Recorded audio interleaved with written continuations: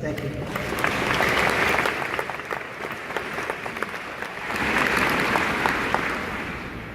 ATD is celebrating its 75th anniversary this year. It's a huge milestone for our members and for the profession. We are so happy to be celebrating this important milestone with all of you in this amazing city at this extra special conference. Yes. Our international conference and exposition is truly international, and many of you have traveled a very long way to get here. If you are from outside the United States, would you please wave your hand? Yeah.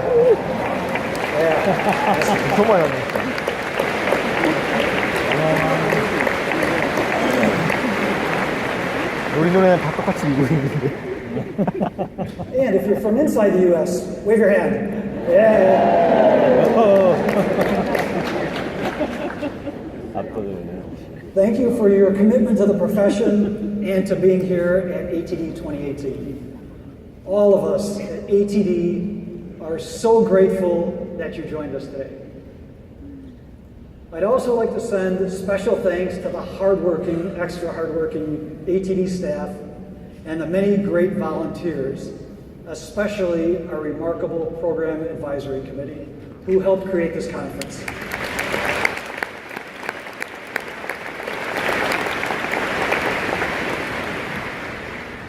And of course, thanks to all our speakers and exhibitors who will share their expertise with us this week.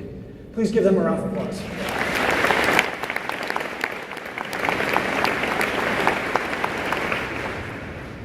Tomorrow, you will hear from Marcus Buckingham, founder of the Strengths Revolution. Yes. He's a researcher and thought leader focused on unlocking strengths, increasing performance, and is pioneering the future of how people work. Marcus will share his expertise and several takeaways from his forthcoming book, 9 Lies About Work. Yes, it's very, very interesting. You will leave his session with plenty of new ideas that you can apply right away. And Wednesday, Connie Podesta will have you laughing out loud. She combines a unique blend of comedy with the ability to deliver strategies and practical advice that changes lives and bottom lines. How about if we focus on today first?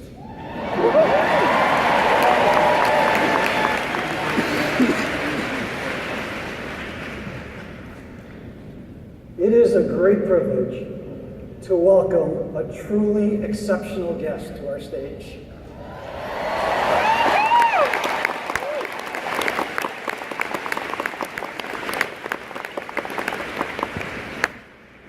Please join me in a warm ATD welcome for the 44th President of the United States.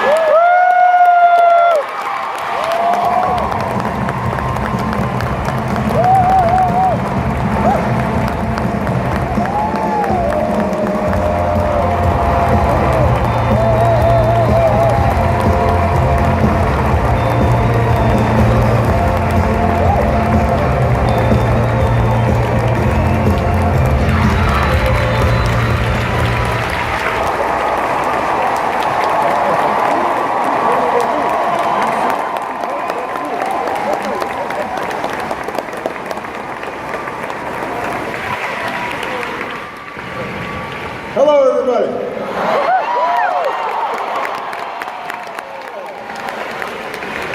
This is a feisty crowd for this early in the morning.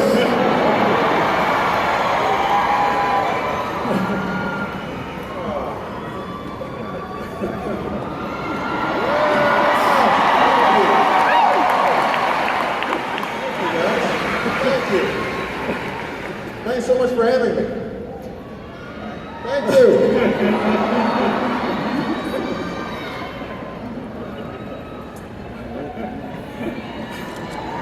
Thank you, guys. Thank you.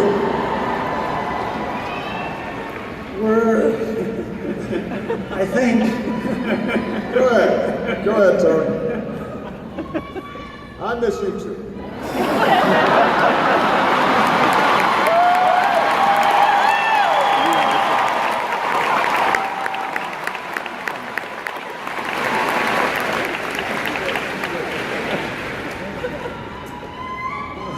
I think we are going to spend the next hour discussing several topics. We're going to talk about learning, resilience, leadership, trust, and more. So let's get started. Yes. Education was a huge value for you and your family growing up. When you were a young boy in Indonesia, you had your formal classroom, and then your mother had a sort of another version of a classroom for you. How has that influenced you throughout your life? Well, first of all, it's good to see everybody. And I know from my hotel room I could see the line was really long. So I want to say that at first I thought maybe Michelle was speaking before me. The fact that you guys were waiting in line that long, that's really nice of you. It helps it was in San Diego because the weather's pretty good out there. I love you back too. But I tell you, look, like Michelle, I didn't come from a wealthy background, and all we really had was education. And my grandfather grew up in a small town in Kansas, and there you go, Kansas contingent. And he was able to, after World War II, come back on the GI Bill, and that's how he got his education. Somebody made an investment in him. My grandmother, because at the time, even though she was working on a bomber assembly line during the war, didn't get a GI Bill benefit. One of the changes we made when I was president was to make sure that spouses and family members of our veterans also got. So she never had a chance to go to college, although she was able to work her way up from the secretarial pool to become a vice president of the bank. My mother, she was able to lead a life of purpose, working overseas to make sure that impoverished women were able to build up small businesses through microfinancing, and she was able to do that because of the education she received. And frankly, I wouldn't be born had it not been for my father, who had grown up in a small village in Africa, getting a scholarship to study here. So everything in our family was based on the ability to, and the confidence that if we applied ourselves, that if we had a society that supported our education and contributed to our ability to access new information and widen our horizons, that we could make something of ourselves and be useful. And that was a value that was instilled in our family, but frankly, it was also a value that existed in America. And one of the things that I always emphasize is that as important as family is, it's also important to have a society that says, you're important enough that we're going to invest in you. That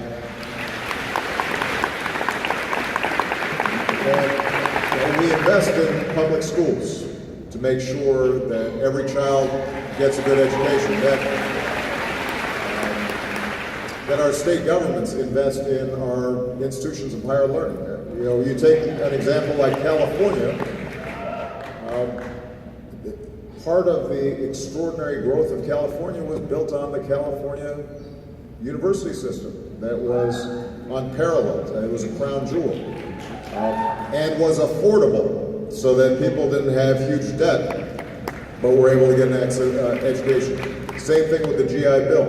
So It's important for individual families to emphasize to their kids the importance of education. It's important that our society as a whole reinforce those lessons that families like mine taught me. And Michelle, by the way, would say the same thing. Her parents didn't have a chance to go to college, but both her and her brother were able to go to Princeton, go on to, Michelle went on to Harvard Law School, and that was all because here in America, we believed that your ultimate abilities are not determined by where you're born, to the circumstances in which you find yourself starting off, but rather how hard are you willing to go to achieve your dreams. Let's talk a little bit about resilience.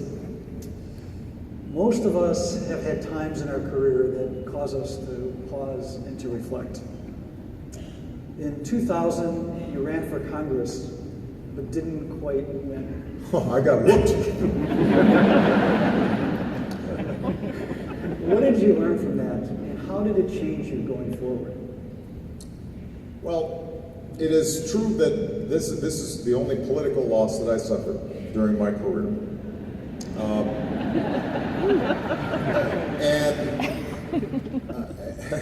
Tony was being very nice. I mean, I just got smashed. I got hammered.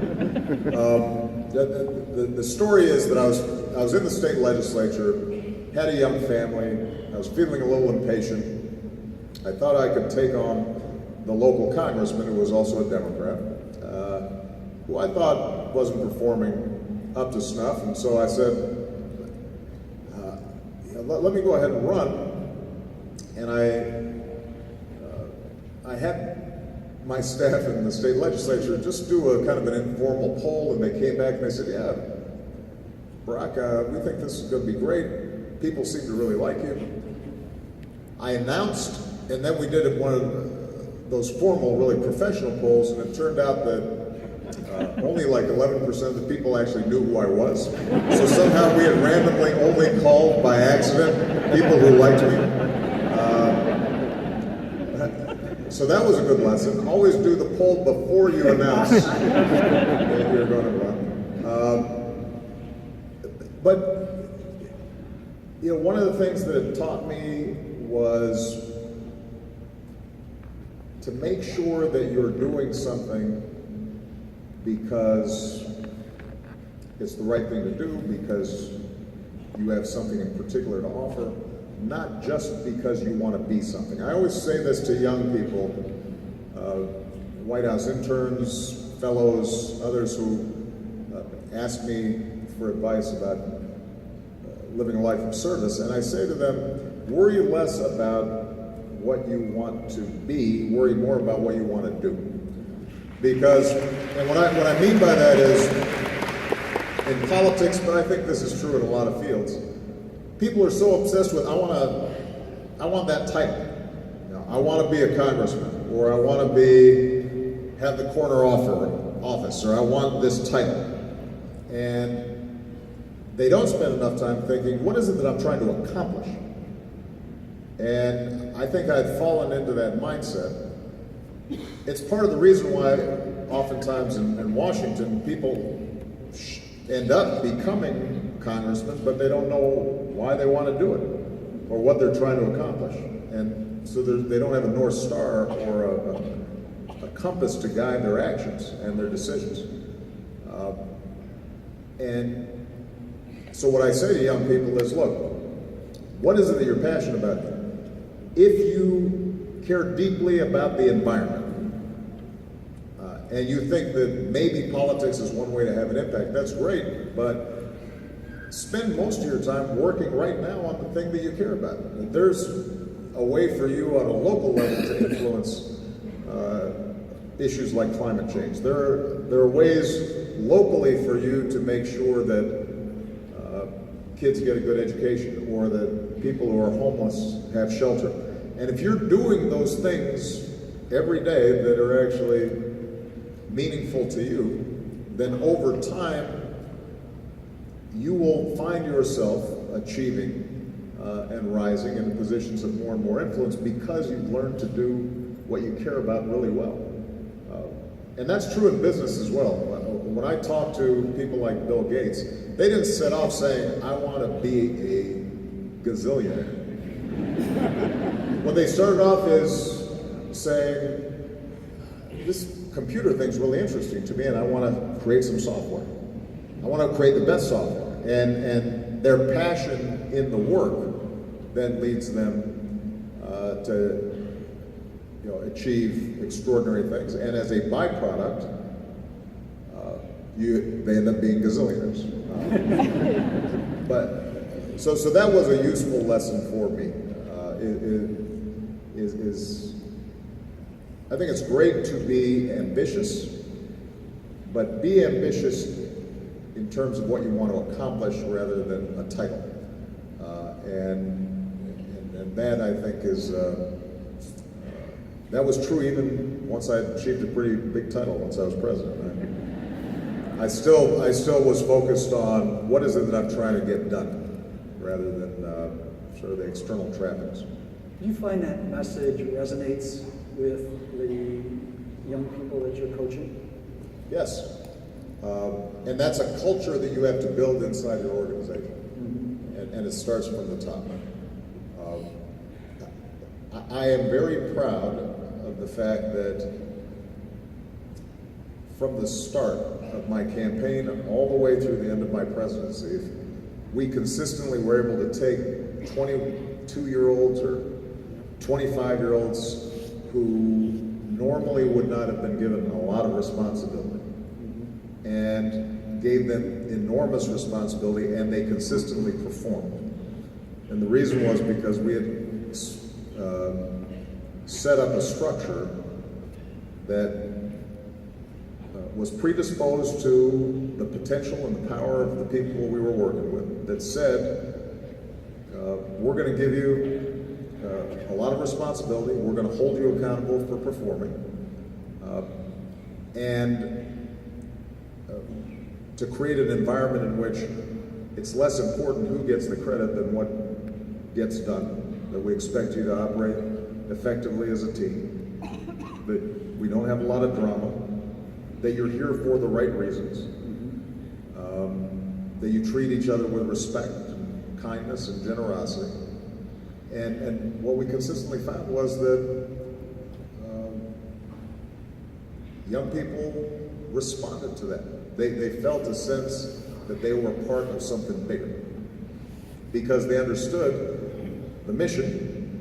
They didn't feel as if they were just a cog in the machine. We welcomed their ideas, we welcomed their input. We had high expectations of them. People respond when you expect a lot of them.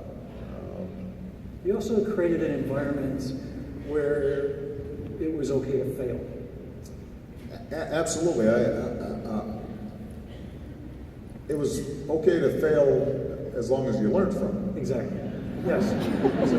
If you failed and then you made excuses or you tried to cover up that you had screwed up, it wasn't okay. But I think, Tony, you're making a good point. Most things that are worth doing are hard. If they were easy, everybody else would have done them already. And I always used to tell my daughters, sometimes I'd come home after a long day in the Oval Office or the Situation Room, and I'd say to them, girls, I just want you to know, just so you're setting expectations right, adults don't really always know what they're doing. It's amazing a lot of stuff works at all. And I'm sure some of you have that experience in your organizations. But the great thing about us humans is that when we work as teams and we're willing to try things and learn from our experiences, then we can achieve extraordinary stuff, even though each of us individually have our blind spots, our flaws. And so one of the things that I think we did very well, again, in the campaigns and in my presidency, was to have an environment in which everybody could constructively contribute to the discussion. That you had a bunch of different voices and different perspectives around the table. And when you made a mistake, you would all go around and say, what is it that we could have done better? By the way, we'd have that same evaluation when we had a success. What is it that we did well that that allowed us to achieve what we wanted to achieve? The Bin Laden raid. Everybody knows that iconic picture of us all sitting in the Situation Room and we're watching, seeing how that thing unfolds. That was 6 months of a whole slew of agencies, civilian, military, meticulously planning every element of what was an extraordinary operation. And its success was dependent on the courage of Navy SEALs and incredible intelligence officers and the work that they had done. But it was also achieved because we had a process in which we tested every possible thing that could go wrong. And including, by the way, what happens if a helicopter doesn't work right? Or what happens if the weather changes? And no individual could have figured all that stuff out on their own. But having set up a system in which I insisted on rigor and constantly probing and looking at previous operations that had failed to learn why it is that those hadn't worked and what are the contingencies that had to be planned for. We were able to achieve success despite the fact that there were a whole bunch of things that came up that didn't go exactly according to plan. In that situation, you were receiving a lot of advice. You had intelligence, your advisors were suggesting things to do. Were they all in agreement? No. Okay. So how did you make the decision? Well, the interesting thing about the presidency, there are a lot of interesting things. But, one thing that's you discover very quickly is that the only thing that lands on your desk is stuff that doesn't really have a good solution or an answer to it. Because if it could be figured out perfectly, somebody else would have already figured it out and not sent it to you. They send it to you because really smart people for a long time had gone over it and finally said, you know what, we don't know. you figure it out. And so what that means is that we were always working off of probabilities. And I'll take a concrete example, the auto industry bailout. People don't really remember how bad things were now, but they were really, really bad. And the economy actually was contracting faster than it did during the Great Depression. And we had to make decisions that normally might have been debated over the course of 2 years. We were having to make those decisions in a week or a month to prevent unemployment from going, say, to 25%. One big decision we had to make was what to do with the auto companies that were all flatlining. I mean, they were going bankrupt. And there was a big question about, do we bail out Chrysler? Ford was in pretty good shape. GM was so big that we knew we were going to have to help it restructure. Chrysler was was borderline. And at the time, the polls in Michigan said that 90% of people did not want us helping the auto companies. I mean, it was really unpopular. And there were some in my economic team that said, look, just let Chrysler go, it's not going to make it. And then we can play, or do triages effectively and prop up the stronger auto companies.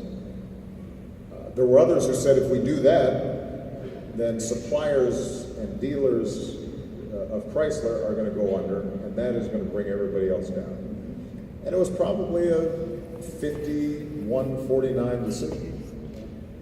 But again, if you set up an honest, transparent, rigorous process where you are hearing all sides of the debate and you're insisting on getting the best information possible, then what I felt confident about when I decided, in fact, we should help Chrysler as well, what I felt confident about was nobody could have made a better decision. It didn't mean that I was making the right decision, but it meant that I had confidence that I had heard all points of view and had all the data and had all the facts. And that principle, I think, applies to any business, any company, any nonprofit, any government institution. And where I see failures typically is when, because of various institutional biases, ideological preferences, people being scared to bring bad news, you don't get all the information to make the decision. And in all your organizations, one of the interesting questions is, how do you create an effective system for good feedback and for accurate data, and people, no matter how junior, feeling that they can speak up if they see something that might not be working. A habit that I developed very early on, in all my meetings, typically you'd have some big fancy table in the cabinet room or the situation room, and so all the important personages are sitting. You got the generals and the secretaries and this and that. But usually there's an outer ring. And the outer ring is where the people who actually did the work are sitting, right? So they've got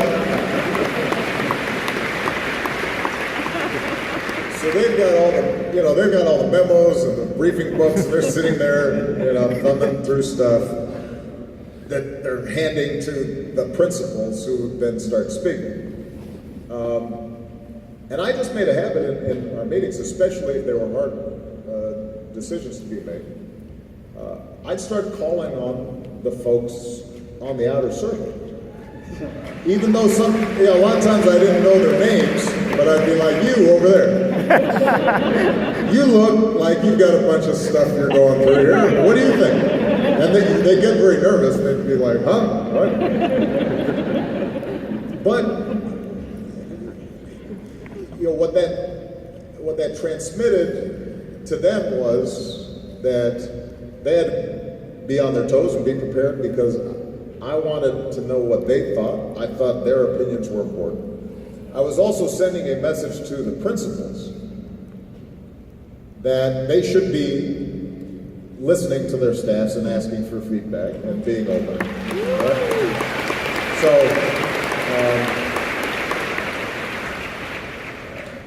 that kind of culture doesn't mean you're always going to get things right. But what it does mean is that you're in the best position possible to both make good decisions, work the probabilities in your favor, and to learn quickly when you do make a mistake. Yes. In your book, The Audacity of Hope, you devoted an entire chapter to values. What values are most important to you? And then you also made the distinction between values, and you just mentioned ideology. And that distinction can be important, especially when it comes to learning and to change. You know, the older I get, the more I come to appreciate kind of the old-fashioned homespun values that my grandparents taught me, that my mother transmitted to me. It turns out that the same values that Michelle's parents taught her, being honest, working hard, being kind, you know, being useful, carrying your weight, being responsible. And those are the things I try to transmit to my children and to the staff and the people that I work around.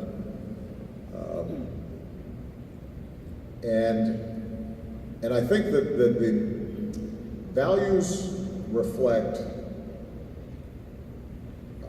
how you interact with people on a day-to-day basis, the kinds of habits that you develop that transcend any particular issue or any particular situation.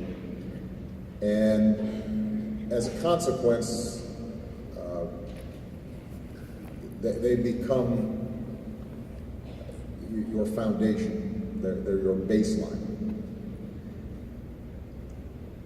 And those, I think, are the things that will get you through hard times as well as good times.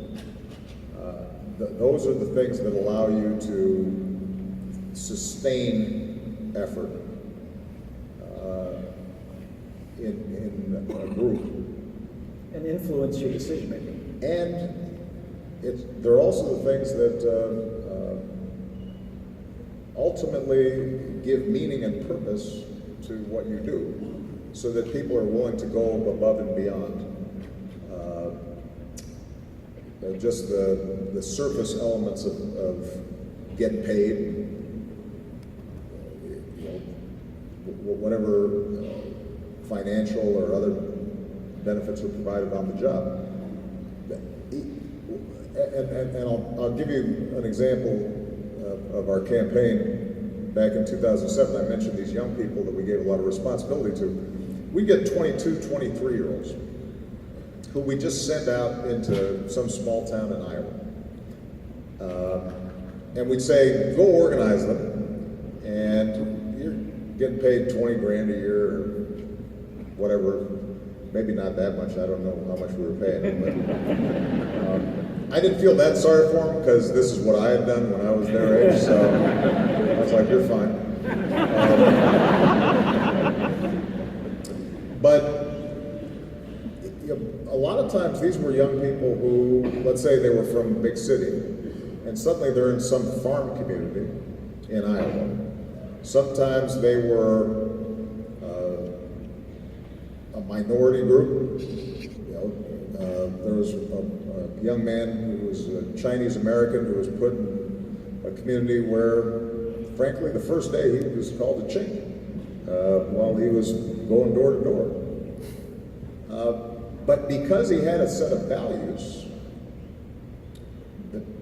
in that circumstance, he was able to set up a little booth outside the supermarket because he knew how to be polite to people and kind to them, and he'd start helping some of the elderly people carry their groceries to their cars while talking to them about Obama, this guy. He saw a sign on one of the community bulletin boards that said the Little League team needed a coach, and so he volunteered because he had played high school baseball, and he became the Little League coach in this town.